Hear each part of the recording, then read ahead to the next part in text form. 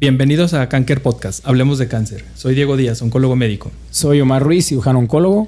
Y en esta nueva temporada, que es nuestra temporada 6, queremos empezar este capítulo justo con un caso de éxito, que es en relación al programa de tamizaje de cáncer de pulmón, que lo hemos platicado en episodios previos y que sigue vigente.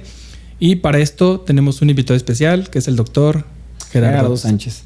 El doctor Gerardo Sánchez es radiólogo. Bueno, primero hizo radiología, después hizo radiología oncológica e hiciste también radiología de intervención, ¿no? Así es. ¿Qué tal, Omar? Diego, un gusto estar aquí. Muchas gracias, Gerardo, por estar acá. El primer radiólogo e intervencionista que viene aquí a... ¿Qué tal?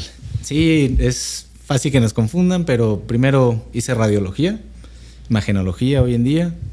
Después hice un año de radiología oncológica, donde nos dedicamos 100% al diagnóstico de las patologías oncológicas por todos los métodos: ultrasonido, tomografía, resonancia magnética.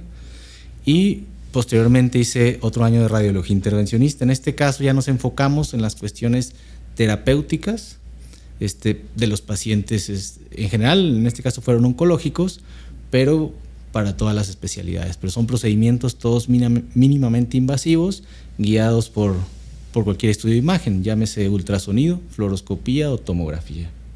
Muy bien, muchas gracias, Gerardo, por estar por acá.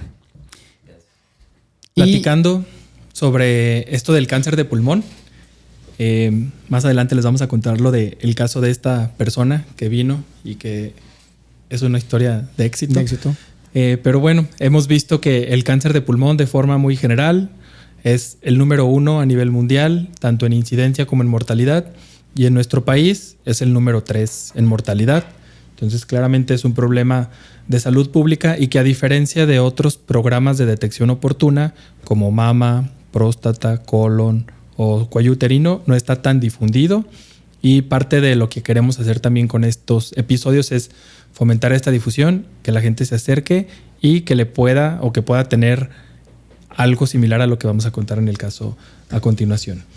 En el caso del tamizaje o de la detección oportuna del cáncer de pulmón, por lo general está enfocado a población que conocemos como de riesgo alto, que son personas mayores o iguales de 50 años de edad, que sean fumadores activos o que lo hayan abandonado en los últimos 15 años. Hay otros factores de riesgo menos convencionales, pero que también se han reportado que incrementan el riesgo, como el familiar de primer grado, o en nuestro país la exposición al humo de leña, que lo vemos en alrededor del 30% en pacientes con un subtipo de cáncer de pulmón que se llama adenocarcinoma. Entonces, si una persona tiene la edad de más de 50 años más cualquier otro de estos factores de riesgo, puede ser candidato a este programa de tamizaje, donde la tomografía se hace de forma gratuita. Y entrando en algunos detalles de esto de lo que podemos ver con la tomografía, y aprovechando a Gerardo. Sí, pues el programa de tamizaje lo que busca son, pues, buscar un nódulo, ¿no? Generalmente a lo mejor escuchamos la palabra tumor. En el caso del pulmón, pues ese tumorcito lo podemos ver como un nódulo, ¿no? Entonces, aprovechando que tenemos a Gera, ¿qué características tendría, qué buscaríamos en una tomografía de baja dosis, que son los que tomamos en los tamizajes, para decir que ese nódulo pulmonar es de sospecha o que ese nódulo pulmonar requiere algún otro estudio? Sí, claro. Primero, pues hay que definir como qué es un nódulo, ¿no?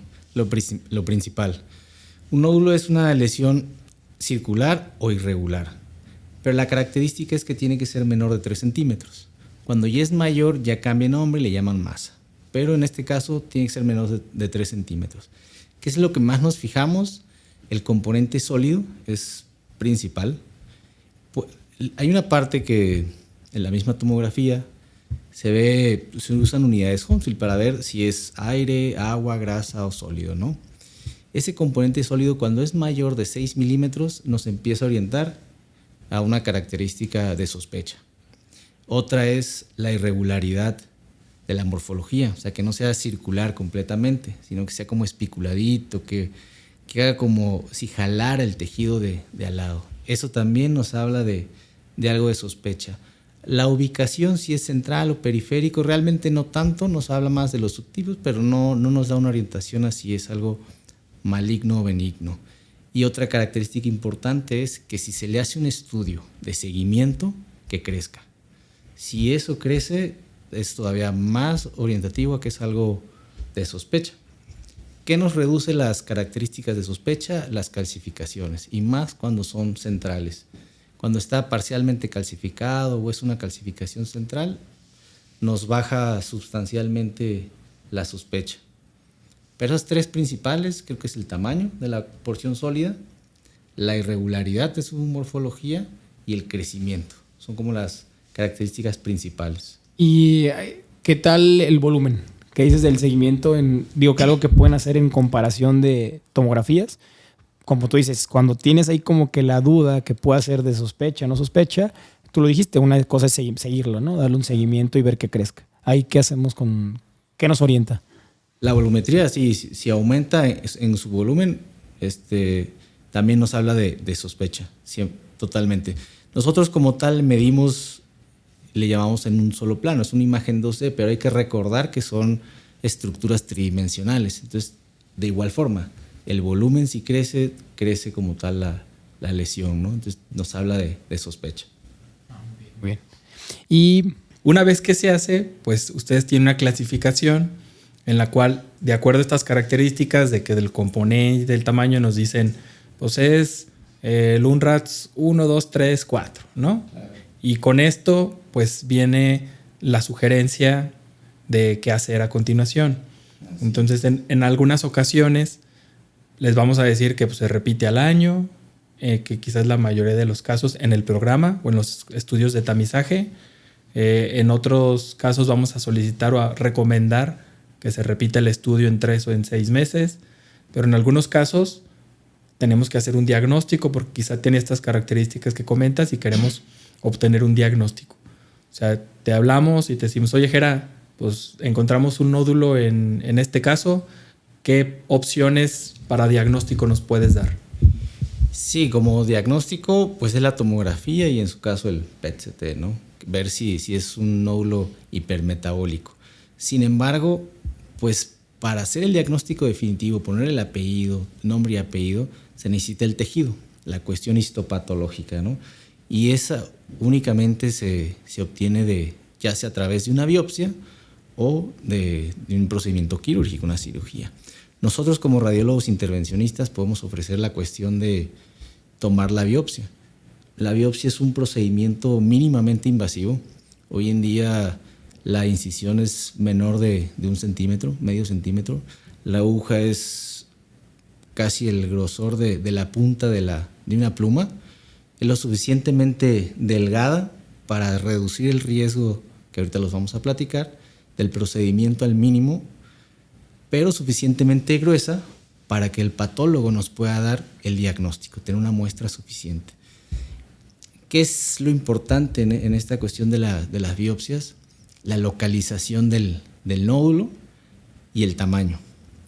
Evidentemente para nosotros, cuando el nódulo está más pegado como a la pleura, hacia la parte periférica, hacia las costillas, es más fácil para nosotros adquirirlo. ¿Por qué? Porque los vasos son más delgados. Entonces el riesgo, que es uno de los principales de sangrado, se reduce sustancialmente al ser los vasitos, las venas y arterias de menor calibre. Entonces nos ayuda mucho que sean periféricos. Cuando son muy centrales, sí se nos complica porque ya las estructuras vasculares son de muy grande calibre y siempre existe el riesgo de una lesión. Entonces siempre hay que valorar, para nosotros es importantísimo la localización y la otra el tamaño. Evidentemente, a mayor tamaño, pues es más fácil la biopsia. Cuando ya son nódulos menores de 1 centímetro, la realidad es que la sensibilidad de la toma se reduce sustancialmente porque no logras anclarte. Nosotros lo que usamos es una aguja, le llamamos como un túnel, se llama una aguja coaxial. Esta aguja, cuando entra, se le quita el estilete y queda un túnel que conecta el exterior con el nódulo o con la lesión, y ya a través de ahí metemos la aguja que corta. Entonces evidentemente cuando la lesión es muy chica no podemos anclarla y esa aguja se puede mover. Cuando es más grande nos quedamos en la lesión y ahí cortamos sin ningún problema. Entonces abajo de 1 centímetro se puede hacer, pero su sensibilidad sí se reduce sustancialmente a cuando es mayor de 1 centímetro. Pero hay otras opciones, ¿verdad, Omar? Sí, aquí nada más comentó Gerardo que cuando es muy central se refiere más cercano al corazón, ¿no? Mientras más cerca está el corazón, los vasos son más grandotes. Y ahí, cuando los tumores son muy centrales, ahí es mejor opción hacer las biopsias por broncoscopía, ¿no? Pero bueno, al final creo que cada vez es muchísimo menos frecuente hacer este tipo de biopsias. O sea, las broncoscopías sigue siendo y siempre será una herramienta, pero ya muchos nódulos, la verdad es que pueden accederse vía tomografía. Y en algunos casos, cuando la lesión está pues muy accesible, como lo habías dicho, se pueden hacer inclusive por ultrasonido, ¿no? No necesariamente necesitas una tomografía. Cuando están en contacto con la pleura, muy grandes o muy cerquita, sí los alcanzamos a hacer por ultrasonido. Todos estos procedimientos son guiados en tiempo real. ¿Qué quiere decir? Si es por ultrasonido, en todo momento vamos viendo la aguja hasta que llegamos a la lesión. Y cuando son por tomografía, vamos haciendo cortes tomográficos para guiar la aguja, evitar cualquier estructura y llegar a la lesión. Entonces, ya todos los procedimientos que hacemos son guiados por imagen. Y nada más claro para la gente, para la población general, que no tengan miedo. Más o menos son procedimientos que son ambulatorios, son procedimientos que se tienen que quedar hospitalizados. Normalmente en las biopsias de pulmón, si la lesión es bastante accesible, no hay tanto riesgo, la mayoría de las veces, yo les puedo decir un 95% de las veces, se manejan de forma ambulatoria. La realidad es, pues si ponemos un horario, decimos, empezamos a las 12 del día, 2 de la tarde terminamos, por dar un ejemplo, a las 4 o 5 de la tarde se está retirando a su casa. Se puede hacer de forma ambulatoria. Evidentemente siempre hay riesgos. Si existe una complicación, sí tendrían que quedarse a lo mejor 24 horas. Ok, muy bien. Pues prácticamente la mayoría se pueden hacer ambulatorias. Muy bien. Y aquí sería importante, lo mencionaste, que cuando son lesiones menores de 1 centímetro, que tiene que ver con el caso de éxito que el día de hoy les vamos a platicar, cuando el riesgo, ya sea sabemos que los pacientes que son fumadores, pues también el pulmón es más frágil, ¿no? Por el enfisema, y el riesgo de neumotórax es mayor, ¿no? Entonces, en estos casos que es menor de 1 centímetro, que no están tan accesibles las lesiones, ¿qué otras opciones tenemos, Gerardo? Sí, en esos casos la realidad es que cuando, como comentaste, los pacientes tienen un alto riesgo de neumotórax, el nódulo es muy pequeño, tenemos la opción de marcarlo. ¿A qué nos referimos con marcar? Es dejarle la guía, el mapa al cirujano para que él pueda entrar en el procedimiento, en este caso tú, Omar, puedas entrar al procedimiento y tengas la localización exacta del nódulo. Estamos hablando de que son nódulos de menos de 1 centímetro, que para palparlos, verlos, pues es muy complejo, ¿no? O sea, ya cuando están dentro. Entonces lo que podemos hacer, tenemos 2 opciones. Una es el marcaje con arpón. El arpón es como un pequeño alambre muy delgado, muy maleable, que a veces se utilizan en cáncer de mama.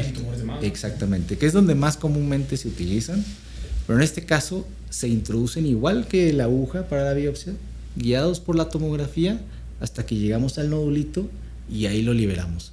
Ese queda anclado al pulmón y al nódulo y sale a través del tórax hacia la superficie exterior, y así es como te queda a ti marcado. Esa es una opción. No me gusta tanto esa porque la realidad es que es incómodo. Tener un alambre salido, se te puede mover, se puede migrar, es complicado. Normalmente los usamos cuando va a entrar a quirófano, casi terminando el procedimiento. Que te lo pongo a las 9 de la mañana y tú lo metes a las 10. Sí está. Exactamente. La otra opción es marcarlos con verde indocianina. Este es un medicamento, pues se prepara muy sencillo, pues agua inyectable, se introduce en un polvo y ya se reconstituye y se forma un líquido, más o menos 5 mililitros. Este es literal, como dice verde, es fosforescente. Uno cuando pone el filtro, entonces ya tú lo platicarás, brilla verde fosforescente. Entonces lo que hacemos es, como fue en este caso, introducimos una aguja todavía más delgada que la de la biopsia. Entonces eso nos reduce los riesgos sustancialmente. Es mínimo 4 gauge más delgada que la de la biopsia. Entonces eso es bastante. la vamos metiendo de igual forma, guiada por tomografía, hasta que llegamos al nódulo. En este caso, podemos quedarnos al lado del nódulo o dentro del nódulo. Evidentemente siempre es preferible dentro, pero podemos quedarnos al ladito justamente. Y se introduce medio mililitro del verde. Se introduce y listo. Retiramos y ya en la cirugía el segmento del nódulo, unos 2 centímetros más o menos, queda marcado alrededor y es la guía para hacer el procedimiento. Tenemos estas 2 opciones, Omar. Y al final esto nos permite hacer los procedimientos por mínima invasión. Ya lo mencionaba Gerardo, que tocar un nódulo de 1 centímetro, pues digo, en una toracotomía, pues sí, pues puedes agarrar el pulmón y lo puedes tocar todo, ¿no? Pero al hacer estos tipos de marcajes, pues podemos hacerlo por mínima invasión, ya sea por toracoscopía o inclusive por robot. Y lo que hacemos, hay un filtro en las cámaras, que como en las cámaras de visión nocturna, por así decirlo, hacemos el filtro, que se llama Firefly. Al hacer este filtro se ve como una luciérnaga, pinta verde fosforescente. Localizamos el nódulo y hacemos la resección, que fue lo que se hizo en este caso con este paciente. Se hizo el marcaje un día antes, al día siguiente lo llevamos a cirugía y pues se hizo la resección sin ninguna eventualidad. Cuando hacemos esto y no tenemos un diagnóstico previo de una biopsia, siempre mandamos al transoperatorio con el patólogo y el patólogo ya nos confirma si es cáncer o no es cáncer. Que en el caso de este paciente, pues sí fue un adenocarcinoma, ¿no? Así es. Un par de preguntas, Gerardo, aprovechando que estás. Una, un miedo muy frecuente de las personas que les decimos, oye, pues hay que hacer una biopsia. Es que te dicen, oye, ¿no me vas a regar el cáncer?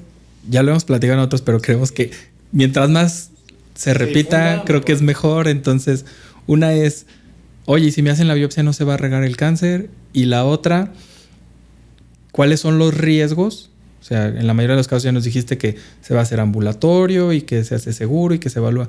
Pero ¿cuáles son como los posibles riesgos que hay con una biopsia? Sí, en este caso y en todos, la realidad no existe un riesgo como tal de diseminación del cáncer, de regarlo, como coloquialmente decimos. Nosotros utilizamos hoy en día, ya hay una tecnología que se llaman agujas coaxiales, que era lo que les comentaba. Se hace un túnel literal de la piel hasta la lesión, en hígado, en pulmón, en riñón, en el abdomen, en donde esté. Y eso nos facilita 2 cosas. Es una menor manipulación del tejido, es una entrada, se corta y salimos. Entonces el riesgo de diseminación es prácticamente nula. Entonces creo que ese miedo que sí se ha recorrido a veces, me ha tocado, yo creo que les ha tocado infinidad de pacientes que comentan, no, es que me biopsiaron y a partir de ahí se me esparció. Muchas veces son pacientes que ya lo tienen, ¿no? La realidad es que están mal estadificados, pero el riesgo de diseminarlo es nulo. Y ya hablando de complicaciones, en la cuestión del pulmón son 2 muy claros. Uno es el neumotórax. Eso quiere decir que entre aire a la cavidad torácica o que se ponche el pulmón, en pocas palabras. Así coloquialmente lo conocemos. Esa es la primera. La literatura dice que el 20% de los pacientes te van a hacer neumotórax y los que son fumadores o tienen antecedente de haber fumado, casi el 50%. La realidad es que nuestras tasas son mucho más bajas. Yo creo que en pacientes sin antecedente de tabaquismo ronda en el 5%, 10%, y el paciente con tabaquismo sí llega a ser un 25-30%. Sin embargo, de esos, solo el 2%, 3% los dejamos con... Es un tubo endopleural que va aspirando ese aire. Es muy bajo nuestra tasa debido a la nueva tecnología de las agujas coaxiales, de la reducción del tiempo por las imágenes que ya tenemos, nos ayudan sustancialmente. Entonces es bajo. Y el otro es sangrado. La realidad, siempre hacemos una valoración previa. Me gusta ver a los pacientes cuando es algo programado, verlos en consulta, explicarles todas estas dudas ver sus antecedentes, ver que no estén tomando anticoagulantes, que no estén tomando aspirina, sus enfermedades, para poder valorar el riesgo de sangrado. En general es bajo, sin embargo en pulmón pues tiene la característica que es la vía aérea, es donde respiramos, entonces no da mucho tiempo. Cuando sangra no da mucho tiempo, pero es bajo, es un 1% aproximadamente, más o menos. Y para las biopsias en general, la realidad es que lo que más nos preocupa es el sangrado. Pero tenemos muchos métodos para reducir ese riesgo, llámese Gelfand, que es como tapar el canal, y en su defecto se pueden resolver vía endovascular. Pero en general son esos dos los principales riesgos que tenemos. Volviendo al tema del caso, pues parte de iniciar esta nueva temporada con este episodio, pues era para platicarles de esta persona que cumplía estos criterios de riesgo alto. Vino para hacer su tomografía, hizo todo el protocolo como está establecido. Se hizo su tomografía de baja dosis, se encontró un nódulo que medía como 8 milímetros. Estas tomografías las revisamos en un equipo interdisciplinario y de forma inicial se había sugerido que se repitiera la imagen en 3 meses. Se repite la imagen en 3 meses y vemos que este nódulo pues seguía con aspecto, era un nódulo que estaba de bordes irregulares, componente sólido, que ya medía como 9 milímetros. Entonces se sugirió hacer una biopsia. Y justo parte de este equipo interdisciplinario pues nos ayudó como a ver cuál era la mejor forma de abordarlo, teniendo mínimos riesgos del neumotórax, de sangrados o de cualquier otra cosa. Porque quizá aquí pues alguien podría decir, si acaba de decir el doctor Omar que se iba a hacer, que si es central se puede hacer por broncoscopía, o cuando no se puede hacer de la otra, ¿por qué no se lo hicieron por broncoscopía? Bueno, ahorita nos comentas por qué, pero pues en esta persona, porque pues no era todavía paciente, en esta persona que llega y que vemos estas características, pues ya, biopsia. Entonces, guiado por intervención estaba complicado por el riesgo alto de neumotórax, guiado por broncoscopía estaba complicado porque no estaba tan pegado a un bronquio o tan central. Así es. Y entonces...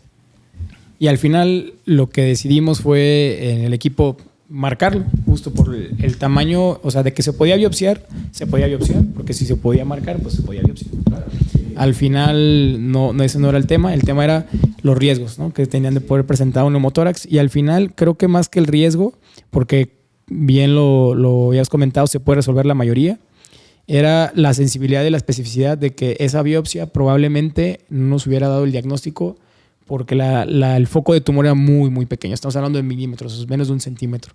Entonces, por eso decidimos hacer el marcaje. Bueno, discutimos el caso, hicimos el marcaje y bueno, al final pudimos hacerlo por mínima invasión y le hicimos una segmentectomía prácticamente anatómica con muestreo mediastinal, y pues el paciente, el resultado final, pues ya nos dirás ahorita tú qué es lo que seguiría, ¿no? Sí, pues el paciente pues era un hombre es un hombre de 70 años que tenía los factores de riesgo. Se hace la biopsia, se confirma un cáncer de pulmón que se llama adenocarcinoma, que es como el más común que vemos en la actualidad. El tamaño final fue de 9 milímetros. Entonces, de acuerdo a la clasificación que nosotros usamos, donde evaluamos de forma muy general tumor, ganglios y si no hay metástasis, pues este paciente pues no solamente tenía el nódulo de menos de 1 centímetro, no había ganglios y en la patología de la cirugía salieron negativos y tampoco había metástasis. Queda clasificado como una etapa 1A, que es la etapa más temprana, y su expectativa de vida a 5 años, lo reportado a la fecha, es que es de más del 90%. Entonces, es una persona que, pues, en el cuidado de su salud, aunque muchas veces da miedo acudir a hacerte estudios por el qué va a salir y, pues, a los procedimientos o a que puedas tener un diagnóstico de malignidad, pues, si tú cumples algunas características de las que hemos dicho, pues te puede pasar como esta persona, y en vez de detectar tu enfermedad en una etapa 4, cuando ya hay metástasis, que es como se detecta la mayoría en nuestro país, o sea, alrededor del 75% los detectamos aquí en etapa 4, cuando se hace el tamizaje, cuando se hace esta detección oportuna, está reportado que entre el 60 y 70% los vemos en etapas 1 o 2, o sea, es con todo lo contrario. Y obviamente el pronóstico será mejor. Entonces, Si tienes estas características de riesgo, pues puedes tener una historia de éxito como la de esta persona, que con la detección oportuna, el manejo interdisciplinario y la conciencia de seguir las recomendaciones médicas, pues el día de hoy puede decir que está curado y que su expectativa de vida a 5 años por cáncer de pulmón al menos es de más del 90%. Sí, definitivamente. Ojalá tengamos más casos de estos de éxito.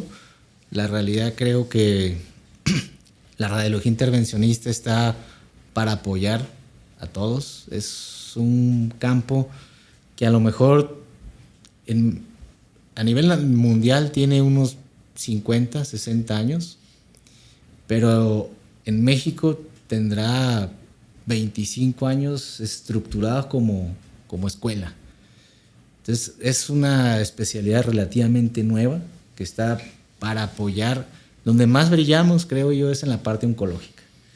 Creo que es donde podemos ofrecer más tratamientos, tanto ya sea diagnósticos como la biopsia, ablaciones, que es como quemar los tumores, las embolizaciones, pero también para las otras especialidades. Creo que tenemos que hacer un equipo, ¿no? Aquí creo que la clave del éxito, podemos concluir los tres, que fue el abordaje multidisciplinario y a veces no pensar en, no, solo yo y yo me llevo todo el crédito, sino pues trabajar en equipo, ¿no? Creo que esa es la clave en la oncología.